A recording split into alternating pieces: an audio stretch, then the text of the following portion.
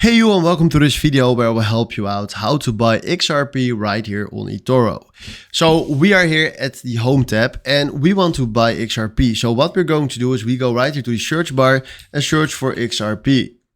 Then we can click right here on XRP and then you can directly trade if you click on the trade button. But if you go to chart, we can do our analysis right here if you want to do that. And then afterwards we select right here the buy option. Or the sell option, of course, if you want to sell.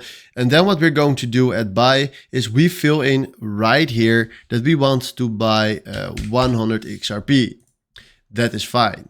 We can add a stop loss on it if you want to do risk management, and exactly the same for take profit. I want to change my take profit a little bit more to something like this. Then we do set. And then what we're going to do is we click here on buy. So right now we can click here on buy and then we created ourselves a order that is filled right now. And then if you go to portfolio, you will find right here at XRP or position.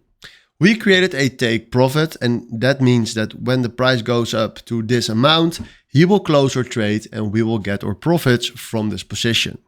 If you want to close it, you can click right here on close and do close trade. But this is how you can buy XRP right here on eToro.